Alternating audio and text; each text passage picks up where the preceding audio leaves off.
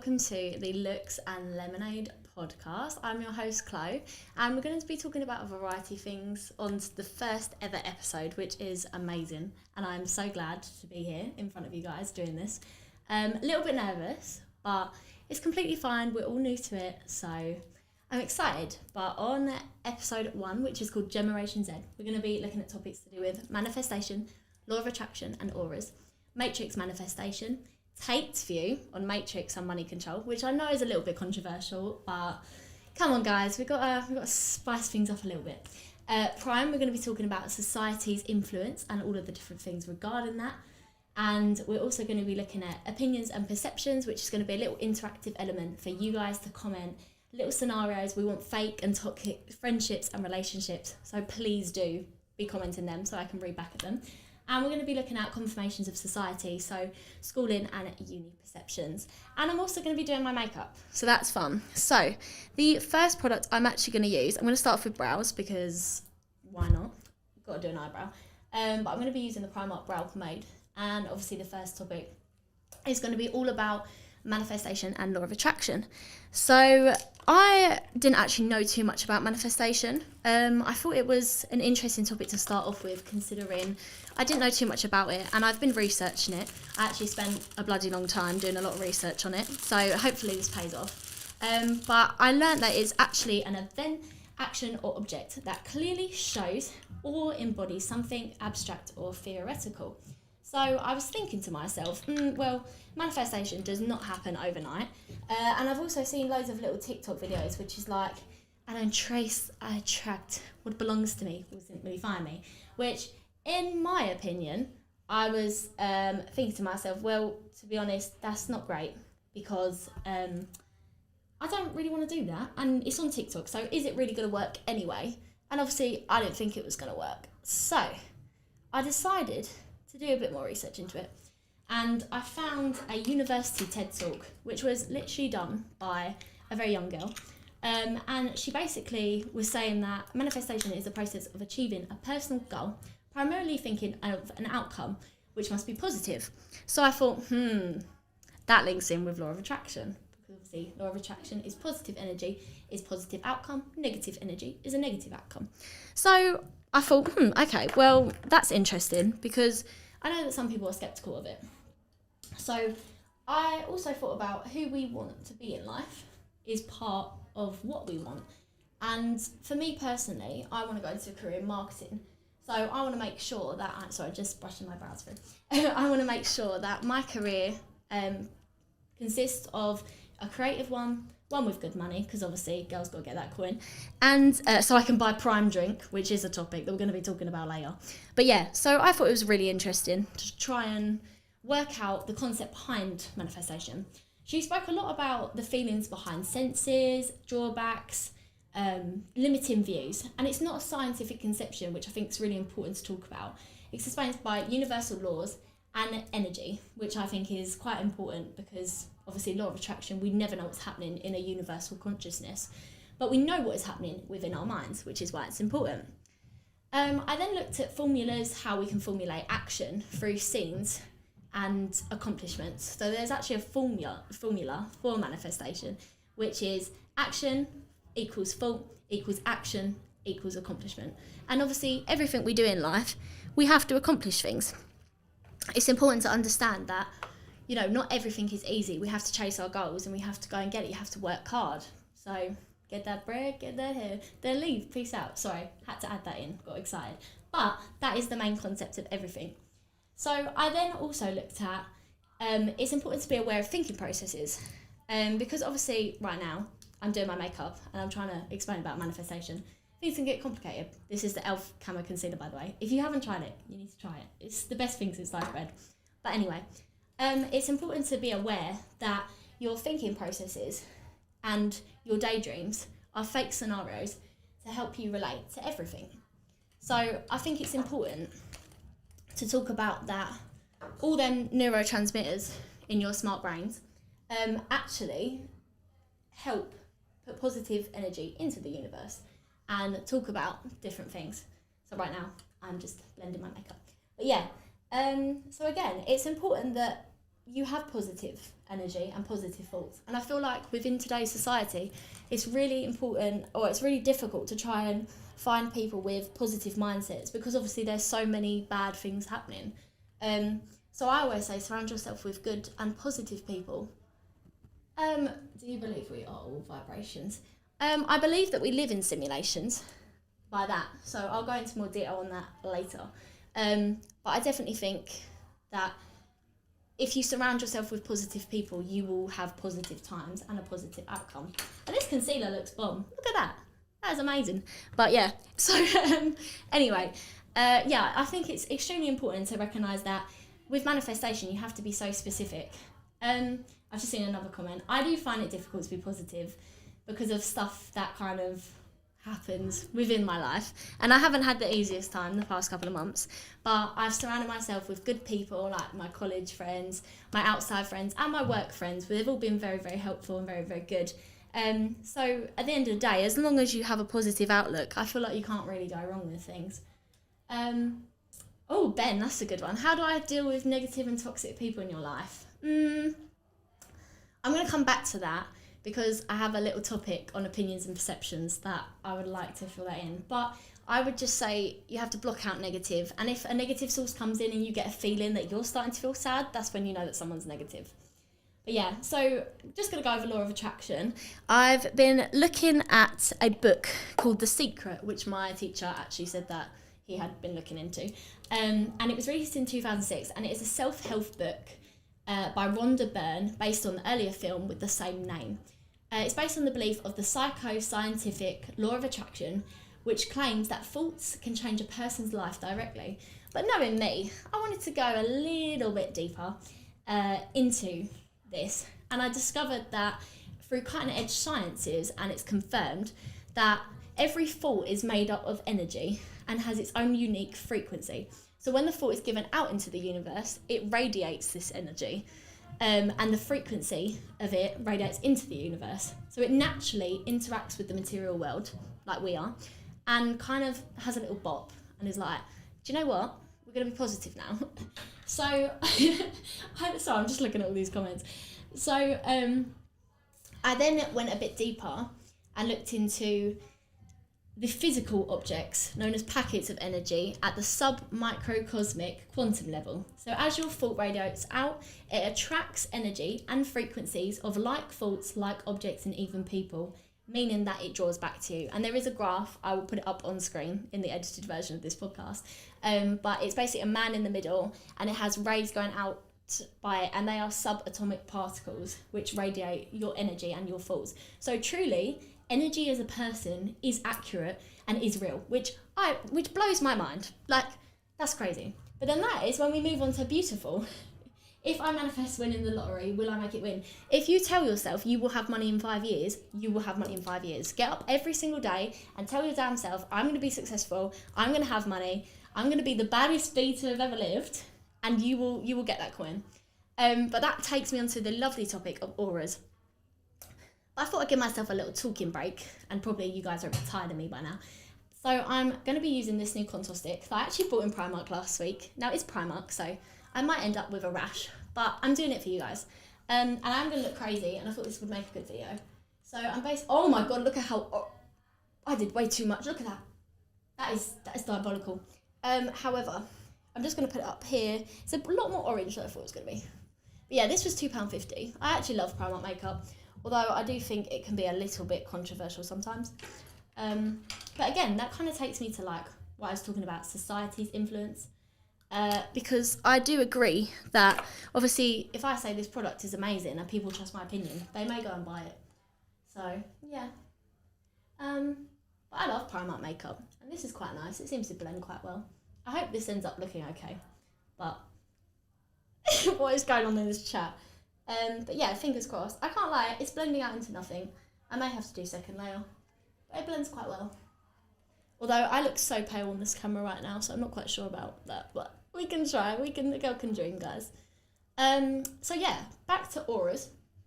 Now, auras is odd. It's a very odd topic. Some people will dismiss it straight away. Some people understand it. I, for instance, didn't believe in it until one day I was walking on the street and I was like, oh my god, I can see a person's aura. I actually had a conversation with one of my friends about this. Shout out to you, Wayne, because I know you wanted to be in the podcast. However, I was talking, and Jake loves you, but I was talking to you about this, and I think auras tell a person's story. So I can kind of get, like, by the colour of someone's aura. Again, I'll put a grid up on the screen for you guys watching at home. But I understand that some people's auras, their colours definitely correlate to, like, their personality and how they feel. So for me, I've just seen a question, how do you read auras? For me, I wouldn't say it's necessarily reading it. I'd say I kind of get a vibe. But this is really hard to blend. My arms are really aching.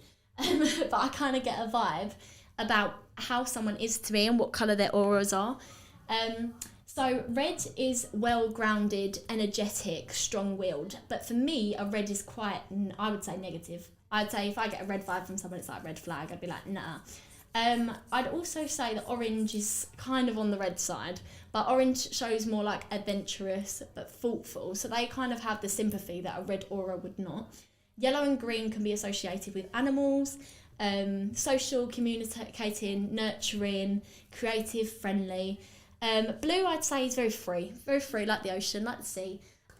Blue people are very good to be around, very calm in energy, very like just a nice little what's Jake's aura. I have to sort that out, Liv, because I can't actually think at the minute. But I'd say indigo and violet are very like intellectual as well. I'd say a nice purple. That's when I know that someone's Einstein. Do you know what I mean? I'd like to be a purple. I'm not sure whether I qualify for that. However, a girl can try. So that is that. And next time, well, when I'm next in class, I will go around and say everyone's auras, because I think that is a topic that everyone loves. Jake's intellectual. Yeah, I think Jake's I can't even say intellectual. There we go. But anyway, that is the sum up of manifestation, auras, and law of attraction. So that is chapter 1 done. Tick. So moving on to the next one. We are now we're gonna do one of my favourite stages of makeup, which is I can't even remember. We're going to try some bronzing. So this is a brand new product. I haven't used this. I got bought it for my birthday and haven't actually used it yet. Shout out to Mumsy, because she purchased this for me.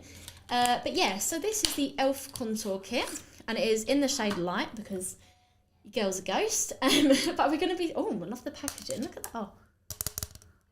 Oh, that was nice, wasn't it? But yeah, I'm going to be talking about... Matrix Manifestation. So some of you may know what this is, some of you might not know what it is. When I was doing my research, I actually discovered that manifestation doesn't just come in the form of positives, but it can also be in the form of negatives. Sorry, there's powder flying everywhere. And personally, I found that this was quite something different. Like, I was thinking, oh, okay. So Matrix Manifestation is the concept that energy flows where attention goes. So it's almost a bit like manipulation. I feel like you could definitely manipulate people knowing these secrets. So everyone, be very careful. However, personally, I would say that Matrix Manifestation is most seen on a social platform that all of us use regularly. I know that obviously me, Dixie, Saf and Esther and Abby are all TikTok queens. So us guys actually are exposed to Matrix Manifestation a lot. And I really like this, by the way. 10/10, love it. But yeah, so it's mostly seen in the form of affirmations and tarot cards. So like I mentioned earlier, I don't chase, I attract. What belongs to me will simply find me. That is a little bit of a manipulation tactic. And that actually forms under Matrix Manifestation because it's all to do with the fact that, or the concept that people will fall under your reign no matter like what you say. Like you kind of manipulate them into thinking the same thing, which obviously I think's a bit dodge, because it would be. So yeah, I'm also using the Revolution blush kit in the shade light to medium. But yeah, so that's basically Matrix Manifestation. It's quite a short little subtopic, but I thought it was keen to bring up because I know that a lot of you could use that to manipulate some people, but not that you want to do that, and I'm not promoting that, but I just think, yeah, it's interesting, and I can't lie. So this is a little bit of exposing. When I was in like year 8, year 10, I actually used the affirmation, I don't chase, I attract, what belongs to me will simply find me, and I got a job, so that was great because I don't chase money, I attract it. I also tried it on a boy, but it didn't work, so I exposed myself. But that's what I'm saying, like these things, people see them and they blow up on TikTok and you think, oh my God, like this is actually what's happening, when in reality, like it's not. Like people are crazy out there. But yeah, that's what I'm gonna say. So yeah, and then when we look at the matrix as a whole, the definition of a matrix is the numerical table of numbers and symbols which are arranged in a sequence. So I see the world as we are all codes in a system, which is going to sound bloody bonkers. And I get, alliteration goals right there. But yeah, I get it. It's going to be a bit difficult to understand. However, it's like we live and breathe in the same system of coding and air, which brings me on perfectly to Professor Bostrom, which is one of my favourite scientists ever. He is all about studying AI and VR and futuristic advancements. And actually yesterday I thought I want to put his theory into this podcast because I am fascinated with it. Like honestly, I look at it and go, oh my God, Bostrom, like you've absolutely cracked that code you have. So when we look at it, I'm now just going to set my face, by the way. I'm just going to use the Rimmel Stay Matte in translucent. This is a really good powder. It's a dupe for the Estee Lauder powder as well. Oh. Might as well have just called it ASMR, mightn't I? But anyway, so there is a theory that tech advancements and humans live in a simulated world rather than an actual world, which I fully believe because of this. So 20 years ago, Professor Bostrom published a first draft of his groundbreaking simulation argument. So this simulation argument does not conclude that we live in a simulation, but it basically says that as the computing power and progress in artificial intelligence grows, one of the following statements must be true. So the three statements are: we go extinct before we enter post-human phase, so that means that we die before becoming technically capable of creating computer simulations with conscious minds in it. The second one is we don't go extinct, but we will be so evolved that we won't be interested in running these types of simulations. And the third one is the simulation hypothesis, that we are certainly living in a simulation. Now, if you watch it, The Matrix, which I've just seen Raf post on here, I don't know about animals. I feel like pigeons are controlled by the government, but I know that is a bit of a controversial subject, so I won't go too much into that. Tune into the next step where we will talk about pigeons being controlled by the government. But I do think pigeons are involved in simulations because they glitch. Someone put you're a crazy person, thanks. However, when we look at the actual Matrix film, there is 4 chapters. So I'm talking about the 1998 version. There's chapter 1, which is what is real, whereas they basically explore the concept of that film was based on the Buddhist concept of Dharma, the Aztecs' beliefs of that our world was a painting by the gods, and Plato's allegory of the cave.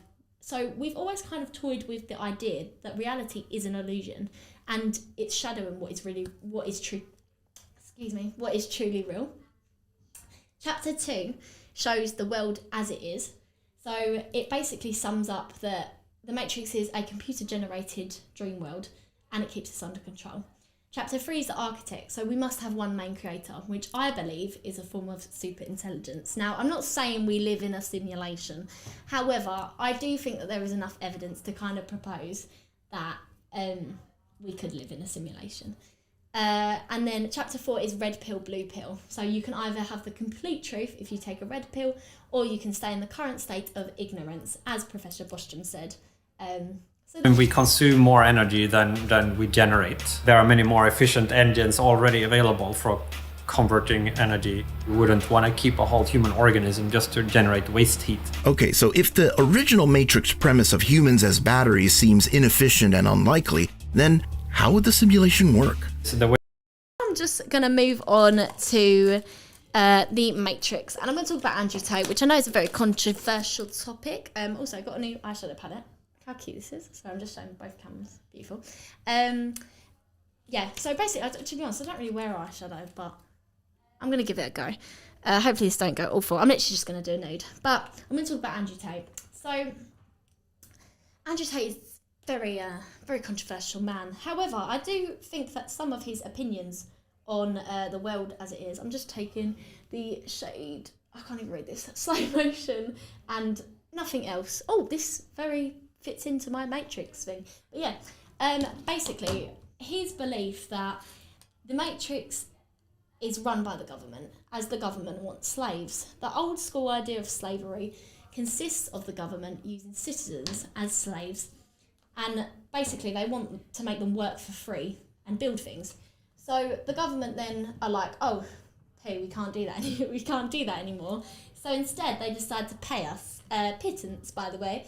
I don't know why I've gone posh, but yeah, they pay us a lot of money to, you know, sort things out and build things for them.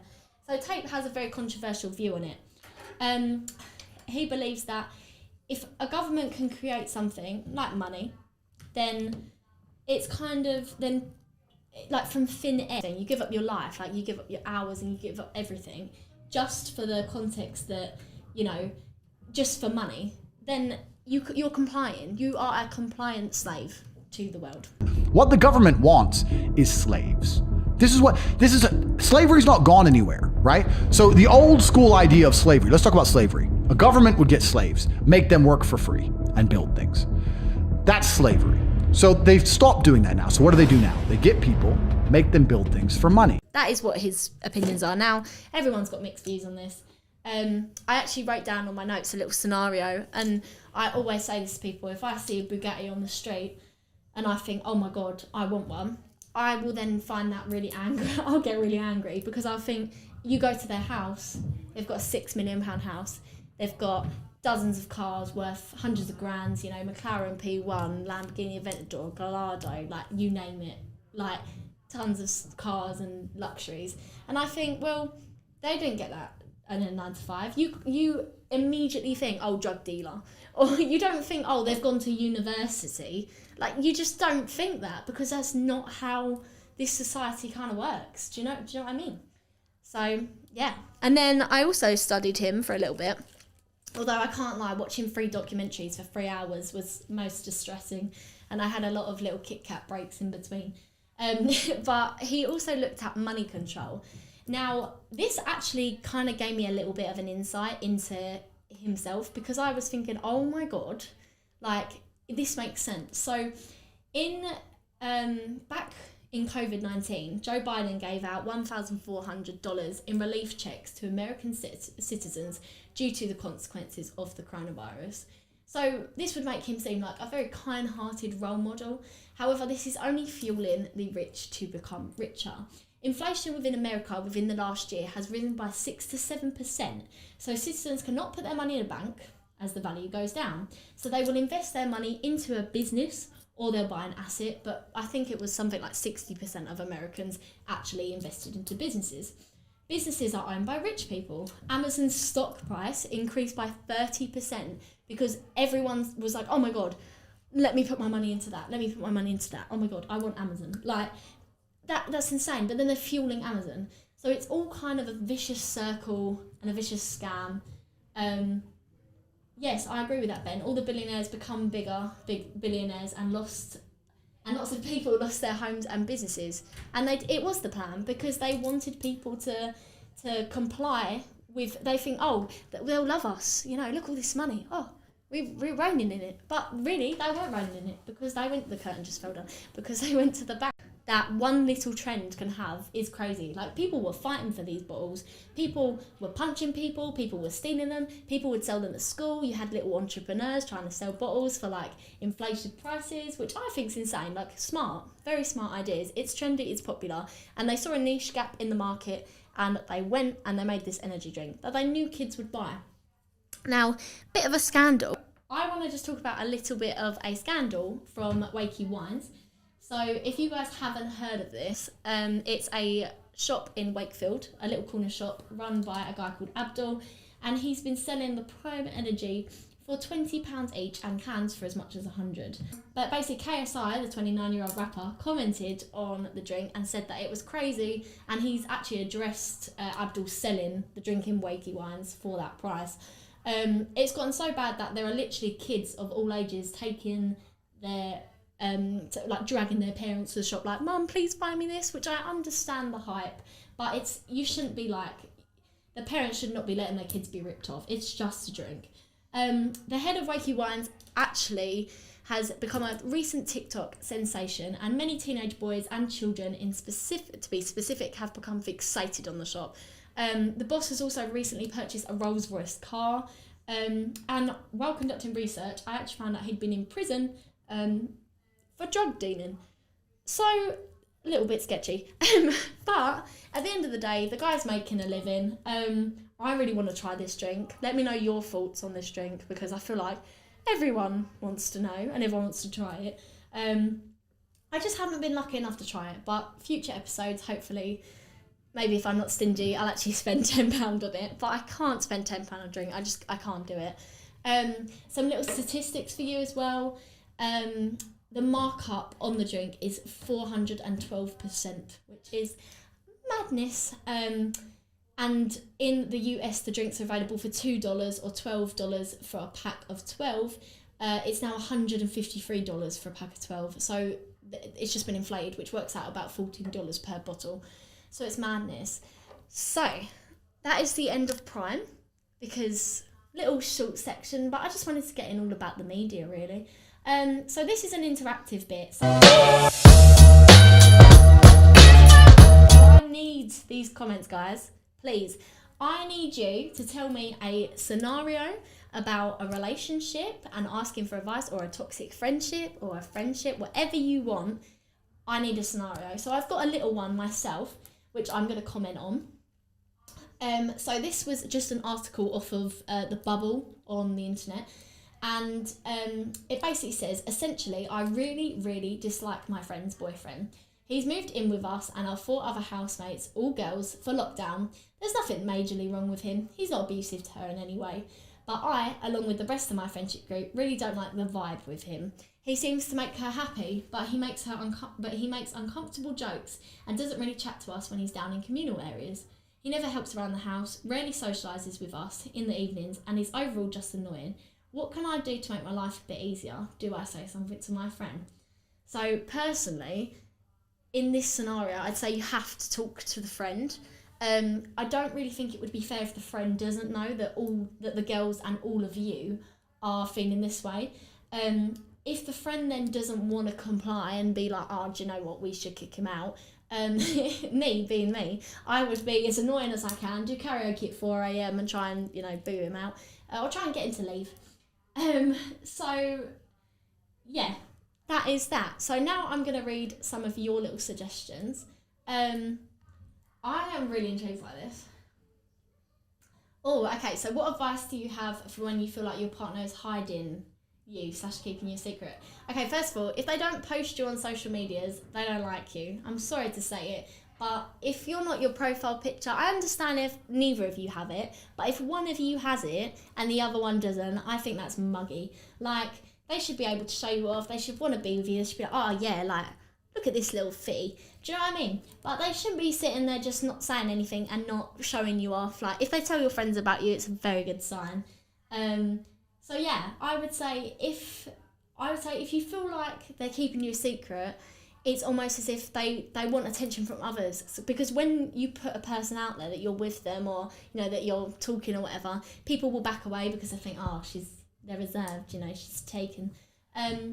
So they just want attention, and obviously if you've got that, you ain't gonna have people messaging you if they know you've got a partner. So that's just what I think. But don't blame me if anything goes wrong. I'm just the agony aunt.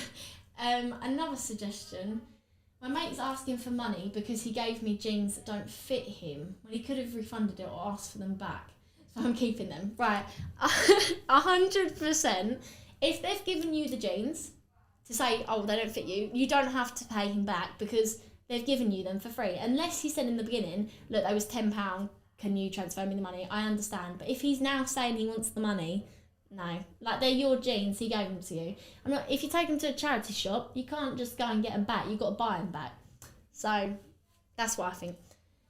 Right, what do you do if someone is toxic to you, but they have a mask front onto everyone else? So talking to anyone about it will make you seem like the bad guy and make up for it. Oh, okay, right.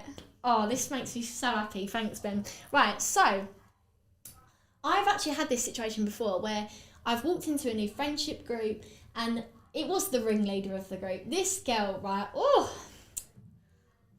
I've got no words. That's just what I'm gonna say. No, she was rude, like up and down little stairs, whispering, all little dodgy like comments.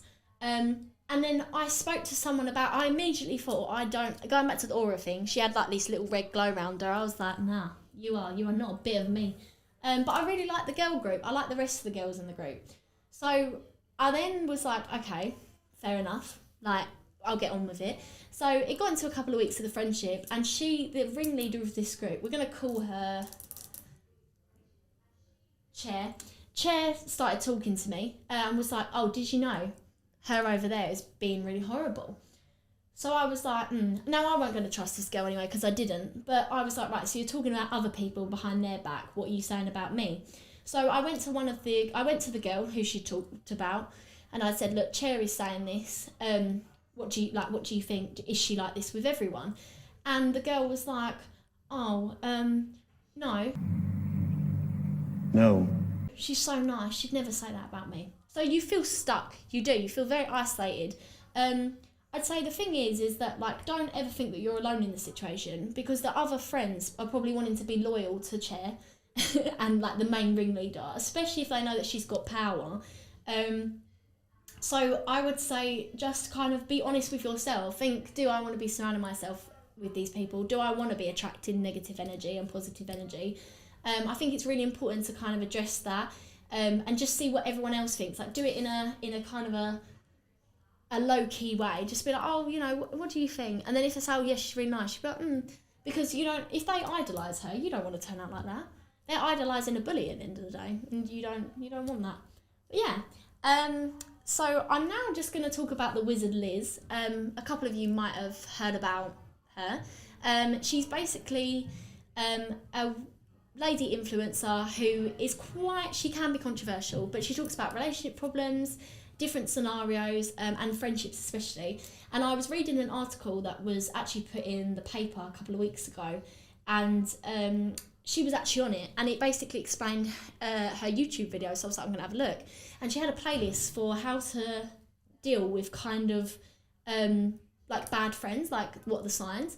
So one of them was dishonest friends, if they lie to you about things. A good sign would be they come for you to advice. However, if you need someone, they're not there. So that's a bit of a difficult one, because you want to be there for people, but if they're not there for you, then, you know, it's not reciprocated. They don't see you as a friend, they see you as competition. That's another thing. Jealousy is a massive thing in friendships. And I feel like you have to know you have to stand your ground, you have to know your boundaries. I'd also say they create and spread rumours about other people, like what Chair was doing. She'd come and told me this thing about this other girl, and I was thinking, look, like, I don't want to know, it's not come from Chair, it's not come from you. They downplay your achievements, they bring down your mood, they don't respect your boundaries, and they never suggest to pay for anything. I mean that as in, like, if I buy someone a McFlurry and then they don't, you know, make a nice gesture the next back, I'm like, well, come on, I've spent my money on you, do you know what I mean? But yeah, so that's pretty much that section summed up. My last section is confirmations of society. Now this, again, is a bit of a controversial topic. And it's difficult because a lot of people have different views on it. However, when you enter the school system when you're younger, you're all happy and excited, and you feel creative, you want to explore. And then the teachers tell them to listen up and stop talking. And it kind of downgrades the creativity that you come into school with. You're excited. Like, I know when I was a kid in reception, I was like, I'm so excited, like, to play with sand, because that's what you did. And then it got to year one, and I thought, oh, damn, I'm reading percentages. Like, I don't want to do that. However, in the school, they just want you to kind of pump out good employees. They don't want people who know things about money. They don't want entrepreneurs. They don't want smart people. They just want good employees who they know will go and work a 9 to 5 and comply to the system, pay their taxes, you know, not start up any side businesses or hustles.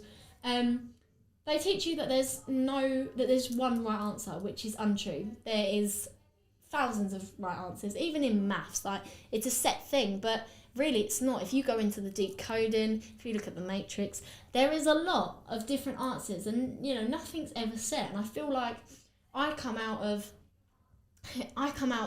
primary school absolutely scared to go into secondary because I thought, oh my God, I'm not the smartest person in the class.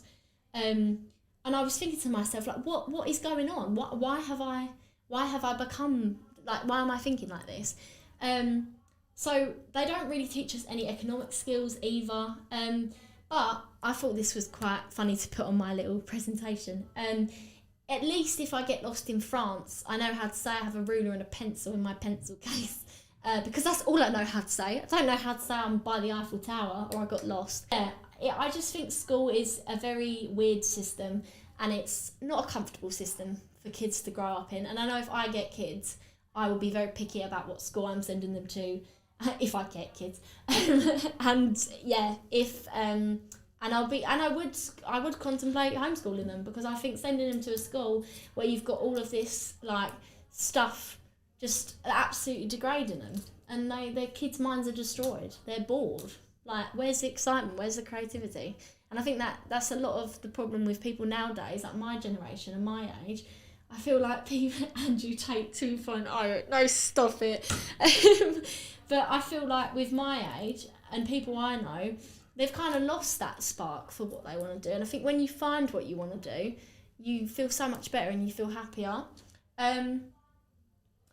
Again, school operates as a vacuum. I watched loads of documentaries. And I saw this case study where if you was given 100 grand and you could use it on a uni degree, a cryptocurrency investment, or start a new business, there aren't a lot of people that would pick a degree, because partially, obviously, degrees can only cost up to, like, let's say 40k for the education tuition fees alone. But not many people would think, oh, do you know what, crypto is a brilliant way to start up investments and run money and, store money. And the same with a new business. But because the government loans students money for university, students see uni as the only option after college and after their studies, because it's the only monetary avenue that they support you with, whereas they won't support you with cryptocurrency. They won't give you a loan for that, and getting a new business loan is difficult. I have actually looked into it, and the amount of paperwork and forms and meetings that you have to go to is disgusting, really. And they're trying to make it harder for you so that you can't live the life you want to do. You can't escape the 9 to 5. You can't get out of this matrix society. They want to engineer a population to be slaves and comply to the system.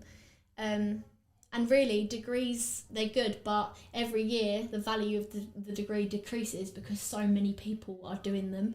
And the price of the courses inflate each year. So it's almost like a little, a scale. And that brings me on to uni perceptions, which is our final topic of today, which I will try and be as quick as I can.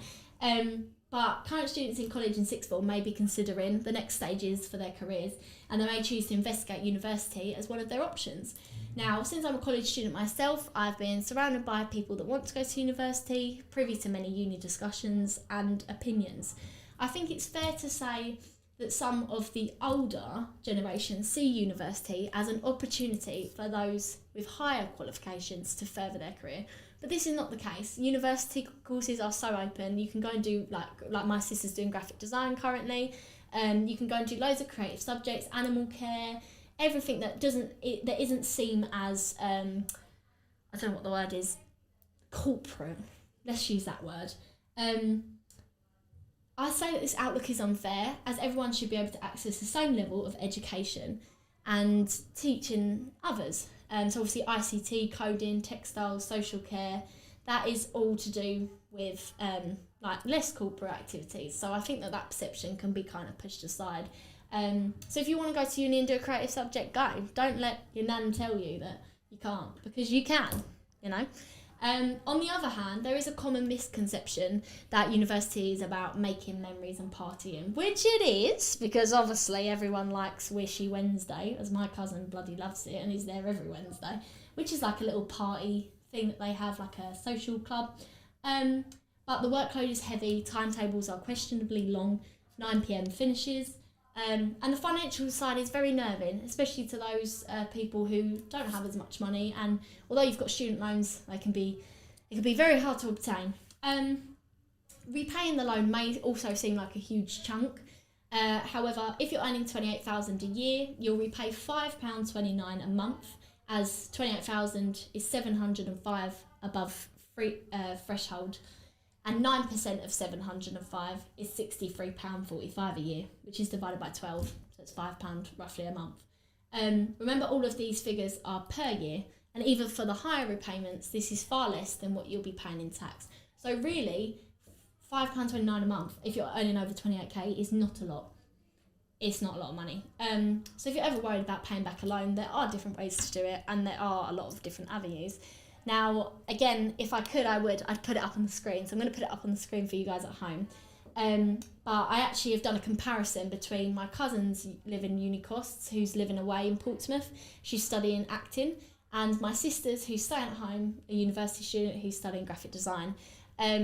I would say that for my cousin's course, as I worked it out, the kind of loan debt is 40,000, but my cousin is quite lucky and her parents do support her, so she gets a lot of her, like she gets her food shop paid for. Whereas obviously if you are an individual who are on your own and don't have that support, it will be a lot more. You're probably looking at around 45,000. My cousin does acting at Portsmouth University.